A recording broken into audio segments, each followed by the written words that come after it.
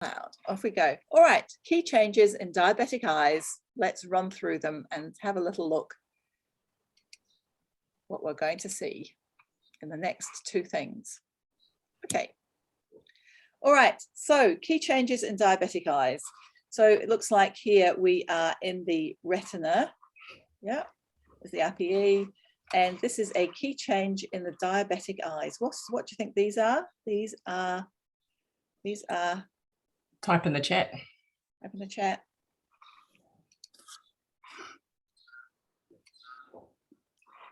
And in the retina.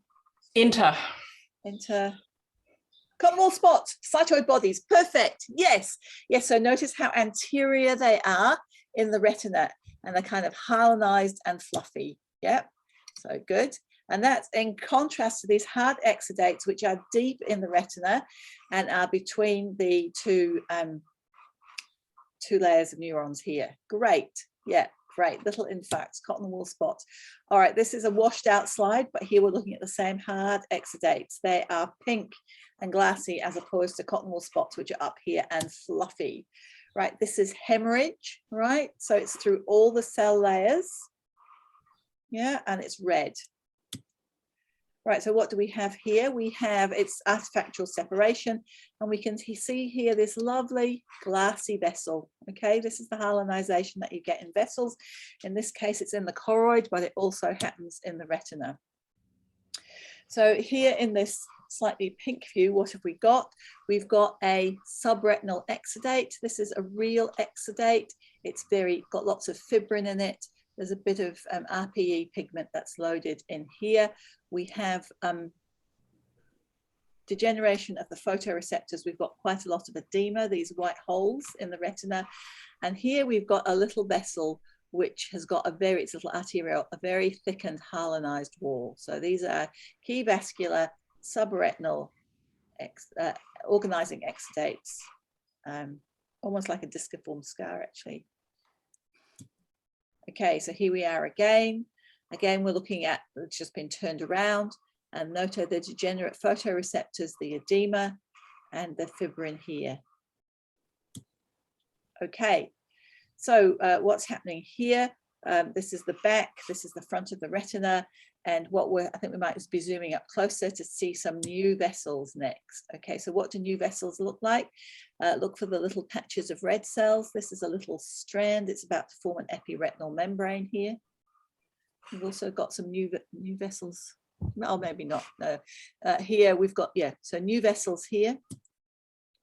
And then here we can see we've got these little tiny dots of new vessels here forming this epiretinal membrane. And then we've got this scar in the choroid. And here, remember when I said we're going to look for laser burns and they look like everything's disrupted? The scar is probably due to this laser burn here. Okay, so the nuclear layer has been lost. It's then got gliosis, and there's a bit of a scar in the choroid. Right, so here we are in the anterior eye. We've got the old person hyalinized choroid, ciliary body, and this is the lacy change here of the iris pigment epithelium. This angle's open. We've got a wavy kind of look here. It's probably not got any neovascular glaucoma. All right, this is a close-up on the change there, the glycogen accumulation that occurs in the posterior retina, posterior iris. Here we've got new vessels on the front as well, and it's very flat. That's it. That was my very quick thing. All right, I'm going to stop sharing. Questions quickly. That's a very quick look through. I'm going to make the breakout rooms again, and we are going to go straight to the first eye. Everyone gets a new breakout room. You can start opening the eye, ready to go into it, and we're going to go. Open all rooms. Yep, slide number 3. Slide number 3, yep.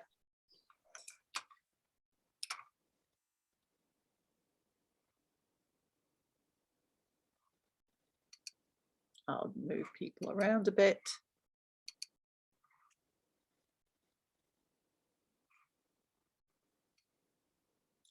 All right, Ben, you're not in the room yet. Okay, you're just muted, Ben. I'm just looking for the invitation. We were there somewhere. It'll be buried in all of my open.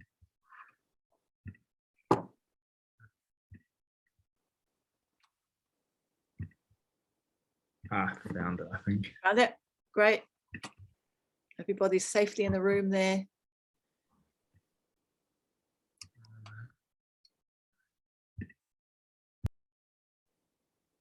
You've got it? No, sorry. All right, let's see if we can, what can I Close do? everything. I can't see it. I'll move you to a different room and I'll move you back again and hopefully, I don't know. I don't know how to find it if you can't. Oh, Yeah, I've closed everything else and it's not anywhere on my desktop. participants, I'm just trying to work out what to, this is my advanced class and how to manage Zoom. Ben Spencer, more.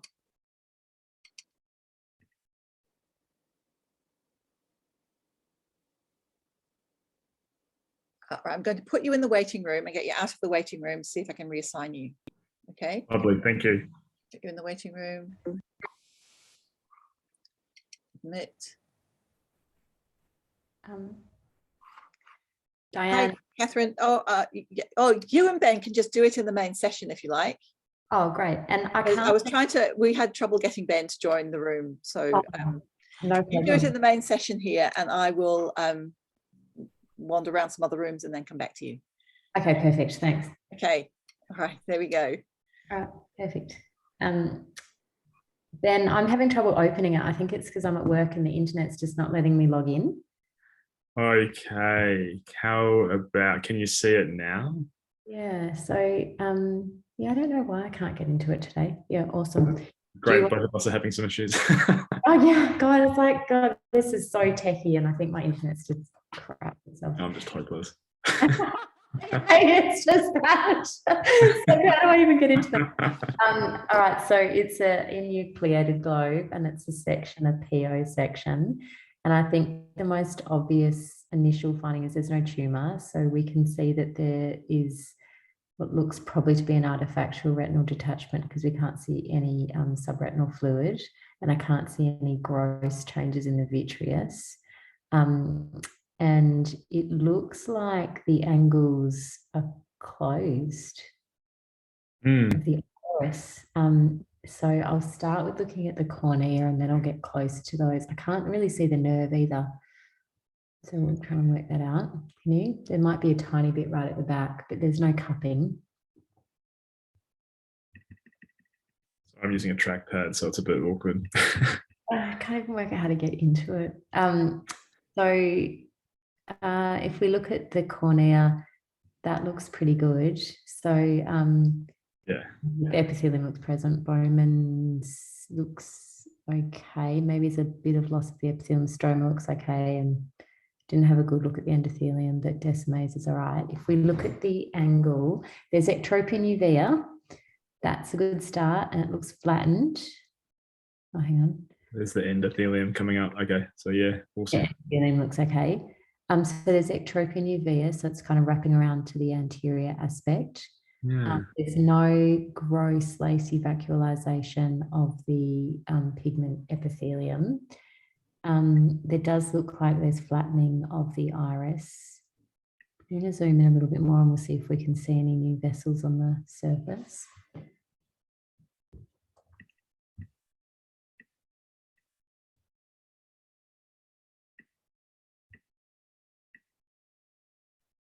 That's maximal zoom. I can't see any either. Can't see any. It does look like there's flattening, so I presume that there is, even if they're not very obvious. Yeah. Yeah. We'll have a Safe look. bet. Should we look at the other side just to? So if I'll just jump to the opposite side, see if this one's more obvious. This one seems to have more corrugations though. Let's just.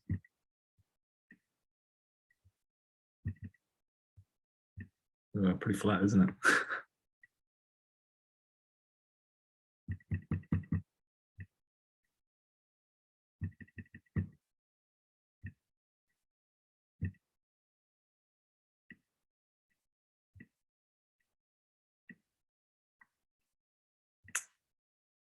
Are you there?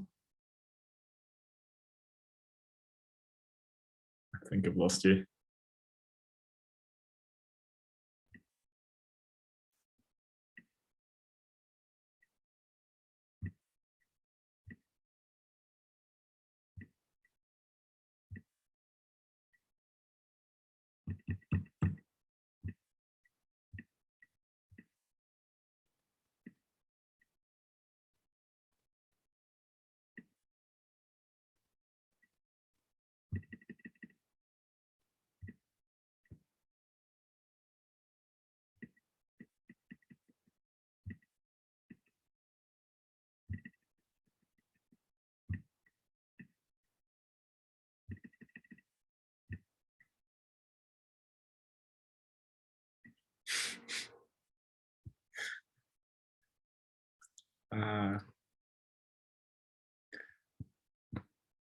I can't hear you.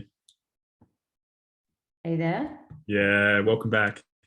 Oh, thanks, man. How did you go looking at the other angle? Yes, I think the angle, I can't actually appreciate where where the trabecular meshwork and Schlem's canal is. It makes me, I mean, it looks close, doesn't it? Yeah, it looks close to me. But Let's zoom out just a tiny bit and see if we can.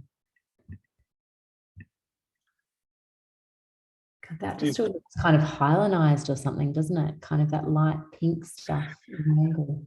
yeah, but even like there's not that much. I was expecting to see much more florid diabetic changes. Maybe it's just me, but like it doesn't even seem to be that much hyalinization.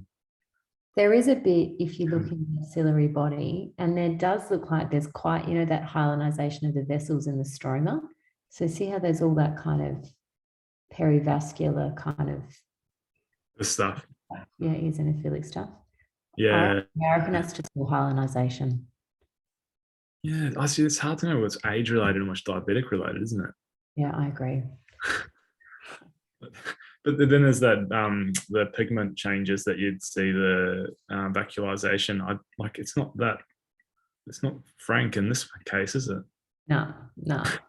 I thought Do we have, is there any of like on the surface there? Can you see any new vessels? no, I couldn't. I had a look. Yeah, no, I couldn't convince myself unless these are just massive, and it's maybe it's the fact that it's so obvious that it's like these things. They're huge there. There might be, lumens of new I'm vessels. wondering if exactly. Maybe we're looking for something subtle, and it's actually in this case so not subtle that we're kind of missing it. Maybe it's this stuff. I think you're right. I think that's it. I think it's just huge and thick. Okay. Quite pink compared to the lighter pink stuff below it. Yeah. Okay, so we've got massive NVI with NVA. Yeah, in the angle. Yeah. Yeah. It's wrapping around. So and then that was, she said, hyalinization and increasing thickening of the basement membrane. yeah, That happens in diabetic. That's quite a thick pink basement membrane. it's lovely. Yeah. Okay. And then the lens, should we have a look at that just to see if there's a cataract or if there's.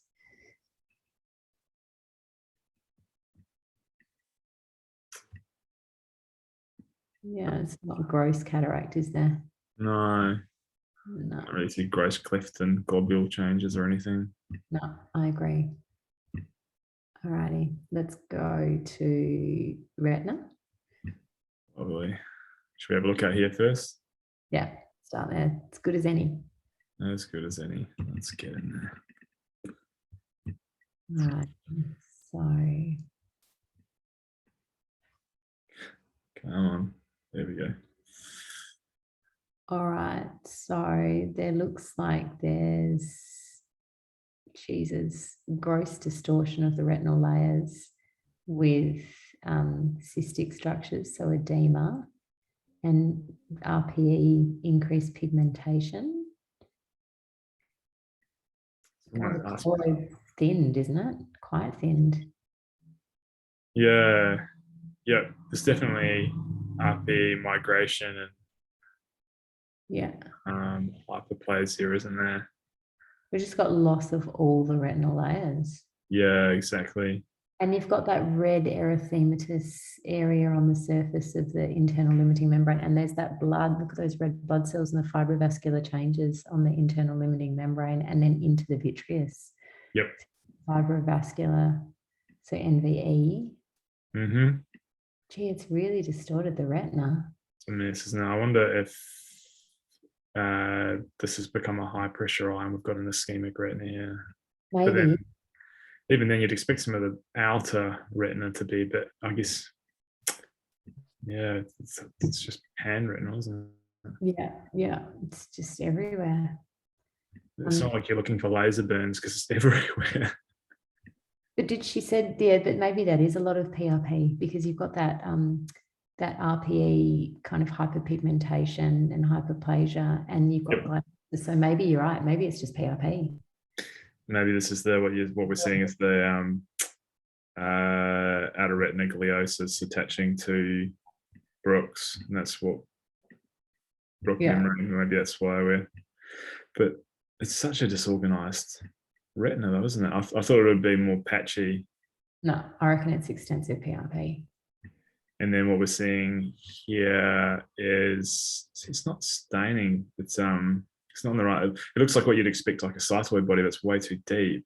But it's not staining like I'd expect this to be a hard exudate. They normally stain, don't they? Yeah, no, they have all that pink kind of stain. Yeah. So and yeah, do you know what they are? Cotton Just I think they're just cystic. vascularization. Yeah. They don't look like new vessels because they're not hyalinized. And there's that kind of pigmentary change.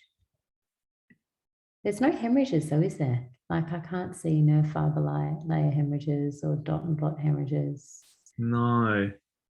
Maybe because it's had big PRP. Maybe it was horrible at the beginning, had massive PRP, and this is years later when all the PRP is working basically, but you've just got a horribly ischemic retina, but it's now like treated PDR. Yeah, I agree. That's what I reckon we've got too. I think there's just PRP everywhere. Definition of heavy PRP. Obliterated retina. Yeah, just obliterated. I guess we've only been out periphery though. I guess if we go to the much more posteriorly, we're starting to see stuff that they might have left like around the macula. That might be. Now we're starting to get architecture. Yeah. So now that does work. It destroys the retina though. So yeah, so we've got loss of the ganglion cell layer. Yeah. And we've got, is that an artifactual detachment? I think so, because we've got the outer photoreceptors. We've got the outer segments still present. Yeah. I struggle to see because they look a bit degenerative to me. It could be a detachment. It depends how fresh the detachment is. Yeah, well, they look nice, don't they? Those outer photoreceptors look lovely. Yeah. Fluid and there's no blood and there's huge vacuolization. What's going on there with the those cells in the bottom, those nuclei? I guess we must be getting like basically we're getting some phobia. I think this is just massive edema. Yep. Well, cystic change from previous edema. Yeah. Because otherwise, I agree with you. Just it normally is filled with that sort of high eosinophilic fluid if it's X. But I guess once again, if we're looking at a now treated and controlled eye, you just get left with the cystic change. Yeah, yeah. And now outer nuclear layer, like all those that kind of the nuclear that because we've got photoreceptors and we've got RPE, so it's not RPE proliferation, is it? Where is the RPE? RPE must be right down the bottom where we've detached.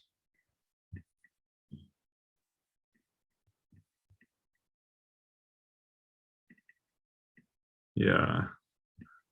Yeah, there it is. Yep. So RPE proliferation as well, and well, maybe not. Maybe that's more kind of God. Coral. So, That's hemorrhage. That's this is just the choroid here, these massive, That's choroidal hemorrhage yeah, and massive thickening. And then probably some gliosis in there, don't you reckon? It's pretty Yeah. thick. Yeah. Yeah. and RPE.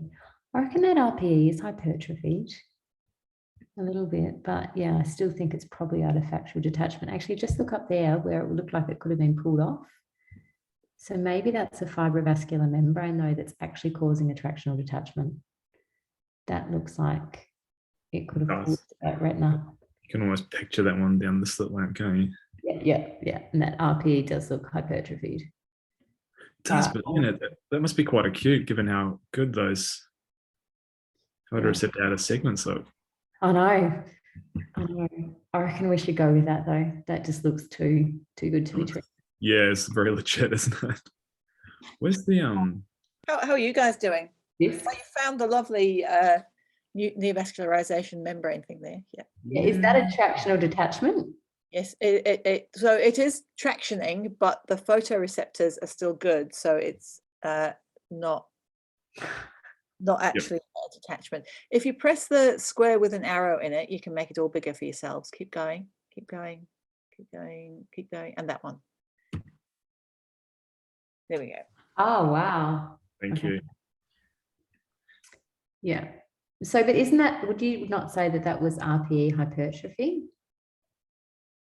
No. So I think if you point at the RPE, Yeah. there, that's normal. And then the choroid underneath it is pigmented. Pigmented. Yeah. You worked that out. Okay. So that's still just not attractional detachment. And all of these parts that we've been looking at, these cystic changes out here, aren't filled with that sort of eosinophilic material that we'd expect for them to be hard exudates. Is that because they're cystic and old? There are edema. Edema. But remember the difference between transudates and exudates? Yeah. I know med school's a long time ago. So one of them has protein in and the other one has less protein in. So the pink is the protein. So the exudates have protein in. So these are still hard exudates, but they're just transudates. Yes, yeah, it's just edema. Yeah. Edema. Yeah. Edema. But it's not at the macula. How can that be? So how did you find any we're all coming back now. All right, did anyone see any soft or hard exudates in that one? Let's look in the chat. Shall I share screen again? Are you still making noises? No, so I'm good. Oh, okay. You want to share screen? Okay. I'm happy to share screen because the man stopped sending. I made him a cup of tea. That worked. Okay, that's good. Oh, yes, that's good. Yes, diversion. All right. Okay, so I'm just got to find the jolly thing. There's my email. Oh, yes. Oh, you've got the share screen. I think mine's just. Oh no, I might be able to do it. Classwork. Oh, schedule. It's on the schedule for the Sunday the 23rd tab. 2 tabs along. Yeah, let me schedule. There we go. We're doing this one, aren't we? No, slide 3. Okay. Good thing I labeled them. So. Yeah, it's not a secret what they are, but it's you're just doing there's many interesting things to look at in these slides. There are. Okay, all right. So I'll drive and you talk if you like. Okay, so this looks like an enucleated globe, pupillary, not optic nerve section. It looks like the anterior, the corneal epithelium has separated from the corneal stroma artifactually. And if we're going to do the low power and then high power, I'll just make some low power observations first. There is no tumor, so I'm going to be looking for medical disease. At low power, the irises seem abnormally short, and it looks like the angles are closed because the root of the iris appears opposed to the posterior part of the peripheral cornea. I can see ectropy and UVA on both leaflets of the iris. At this power, I can also see there looks to be some anterior lens capsular fibrosis, and then moving around the periphery, I'm just going to look at low power before I commit myself to anything. So that's still pars plana ciliary body. Then we're moving into past the ora serrata, it's artifactual retinal detachment. And I can see a retinal edema all over the place, not just macula, mainly in the posterior retina. And then I see posteriorly there is a membrane with this little chain of dots, and it's causing a traction on the retina below, and the inner part of the retina where I know the nerve fiber layer seems unusually thickened. So those are my observations at low power. So I think there's a couple of things going on here. One, there's something with the iris, and number two, there's something with the retina. So let's be systematic and start from the front. So I'd like to look at the corneal epithelium, please. And I notice here, if we look at the central visual axis of the corneal epithelium first, just to get an idea of what it should be looking like. Oh, sorry, Oh, all gone dark. it's all right. Here we go. We'll just. All right, so that's the bit that's been. Yeah, a detach. It looks thin but okay. And then as we move peripherally, I noticed something unusual with the epithelium of the cornea. It seems to be this like thickened basement membrane all reduplicated and distributed amongst the epithelium of the cornea. It's not hyperkeratosis or parakeratosis, and there's no inflammation. So I'm just going to bear that in mind. There seems to be some corneal epithelial abnormality. Yeah. Yeah, I don't know, some sort of dystrophy perhaps. Yeah. I yeah. thought it might be like matte dot fingerprint or some. Oh yeah, it could be. Yeah. It's got that serpiginous look to Yeah, it, and it's more than artifact, because it's here. I thought maybe it's artifact because it could have been twisted from being not attached to the iris stroma, but up more centrally, it's attached to the iris stroma. Iris stroma looks okay, although there is a bit of increased cellularity coming in the mid part there. Then coming over to the angle is far too centralized. The angle should be out. Where's the scleral spur? Maybe the scleral spur. There. So I think there is angle closure or anterior synechii, because that shouldn't be looking like that. I wonder why that might be. I would look for iris neovascularization. I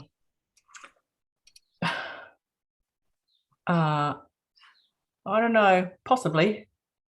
I think this little chain of new vessels across the front Yeah. is iris neovascularization. Yeah. And the ones down in the stroma are normal. And also these, yes, large white spaces, which a number of people pointed out to me in the iris, more towards the papillary margin, those large white circular spaces, I also think are vessels, probably normal vessels, but they're just a bit dilated.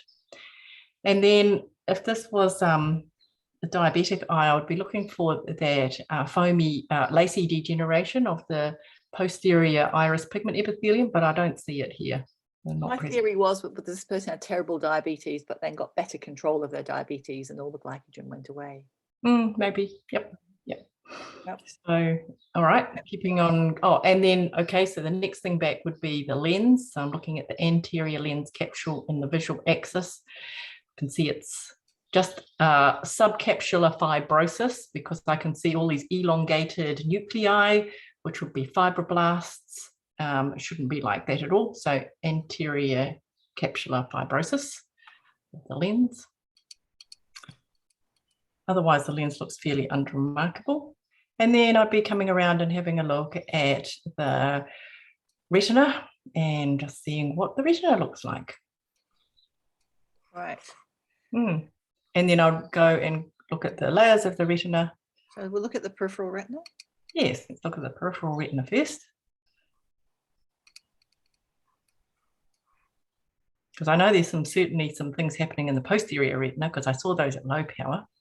Oh dear, this does not look good. Are you sure we're in the retina? Is this the pars plana? What happened to all my what happened to all the nuclei? Yeah, so. It's all right out here. Yes. And I wondered if maybe this bit was a laser burn, yes, we got through here, but then there's tons of it. So you often get RPE proliferation in laser burns, and you can see the remains of cells here. But then it just started looking necrotic and horrible. Disorganized, and there's lots of things missing. I wondered if maybe they'd had a branch occlusion or something, and branch arterial occlusion or something. It's to make it all completely go necrotic. There's no Either that- photoreceptors or inner or outer nuclear layer. Yeah, The and pink. it's not gone gliotic, it's just necrotic. Because my other theory was maybe they just lasered it to death, but Like a continuous laser instead of spot welds. So, I think that's actually necrotic retina. Right, sorry, it's going to render for a moment now. yeah. Could PRP look like this? Asked Catherine. Peripheral retinal, like porn. What does PRP stand for? Sorry, Catherine. Oh, it's just the extensive retinal laser. Oh, okay. Yes, it could. It could do. Yeah, it could do. Yeah. Yes. Yes. It could be that. A large burn. Cryotherapy. Yes, cryotherapy could look like that. Yep. All those are good suggestions. It is just necrotic retina. Something's killed it. So, and it's focal because it's not like that in the posterior retina. No, no. All right. So here we go. Oh, well, that was that still pars plana because that's the oris serrata there, isn't it? I think this is just bad. It's because we're kind of at the equator here. I think this is. Oh, so that's far back. Okay. Yeah. All right. Suddenly now, well, actually, and that has stuck the retina back on, so that would make sense with the scar too. Yeah. So, and here the retina has detached. So, although I see the outer nuclear layer, the inner nuclear layer has become very discontinuous with lots of loss. I wonder if there are any ganglion cells. I see lots of edema, and ganglion cells I think are lost, and the nerve fiber layer appears thickened and gliotic. And now I can see closer up this little necklace chain, I think is a chain of capillaries, neovascularization in the vitreous causing traction on the underlying retina. So I think this is epiretinal membrane. As we see in a diabetic eye. I don't see any laser burns or scars or cotton wool spots or hard or soft exudates in these fields here. I just see loss of of ganglion cells and in a nuclear layer. And we haven't got a section quite through the optic nerve, so we can't comment on it. No comment. All right, so that was what I think those are the findings. Now questions, please. So Diane, can you show, just move the whole eye so that we can see that area of scarring? Yeah, it is at the equator, isn't it? Yeah. It's from about here to about here. And it's been, stuck down. Okay. Seriously, it's like not on the other side? That's right, yes. So that looks like it is a true thing. It's not an anatomical. The oris serrata certainly doesn't occur way back there. Oh, yeah. And that looked all right. Yeah. Iris neovascularization? Probably. Yeah, so are the vacuolated spaces cystoid macular edema? So yes, we do have cystoid macular edema, but we also have cystoid not macular edema. We've got massive cystoid edema. Yeah. I just call it cystoid edema and just drop the macula because it's everywhere. What's the ectropia and UVA got to do with diabetes? Okay, so as the little vessels grow across the front of the eye, neovascularization, they contract and they pull the posterior retinal epithelium over, so they can be in any kind of neovascular glaucoma. So it's not to do with diabetes in particular. It's more to do with the neovascularization, which can be many. Okay, cool. Any other questions that we are not answered? Okay, good. Epiretinal membranes. All right, so I think we are now on to is it a paramedian section? Well, paramedian would be this way, but it could also be that way, right? So I would say transpupillary. Now on to a second eye. Yep. Okay, so let's have a look at eye. We're on to eye number 4, aren't we? Yep, cool. And I will remake the... We'll be promiscuous, shall we? Yeah, I'll remake the things. All change partners. sharing, and here we go, breakout rooms, and recreate 7 rooms. I'm getting faster at this.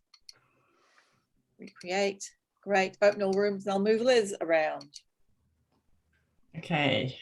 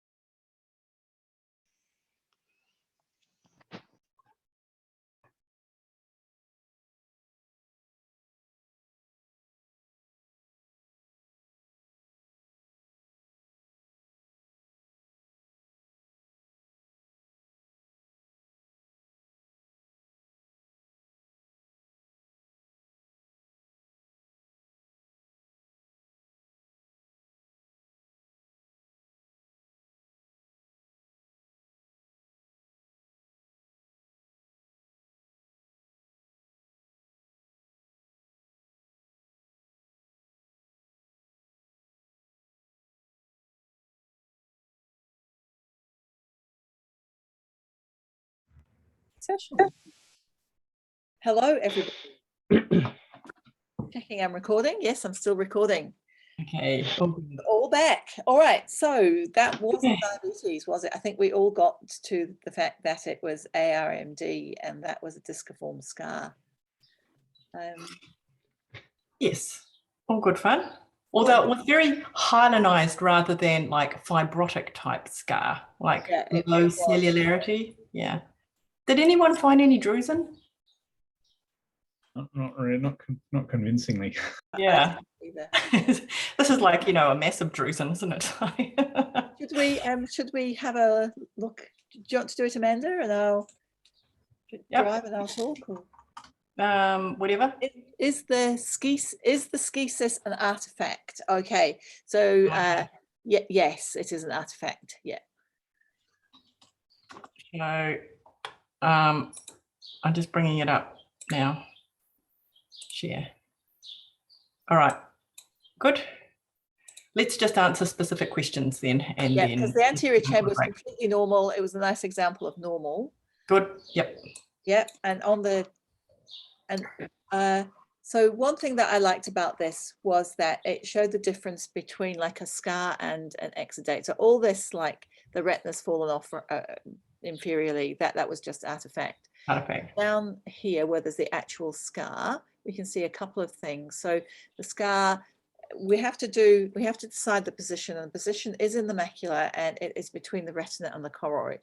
Yeah, so describe both those geographic locations. And it's caused by leaky vessels with fibrin and blood, which then become organized. And you can kind of see in there all the hyalinized fibrin, but also there's lots of little new vessels in there too, forming that. Yeah, and I was asked, can we see the breaks in Bruch's membrane? And the answer is not in this, but we can kind of imply them because particularly more superiorly, we do have little bits of blood in there kind of leaking through into this space. So this is ARMD. Good, not diabetes. Like very hyalinized here. Yep. Rather than scar itself, because this, I don't see any proliferating vessels or fibroblasts, just hyalinized material. This all should not be there. So that's all the exudative stuff. Yep. Could anyone see CNVM? I don't know what CNVM is.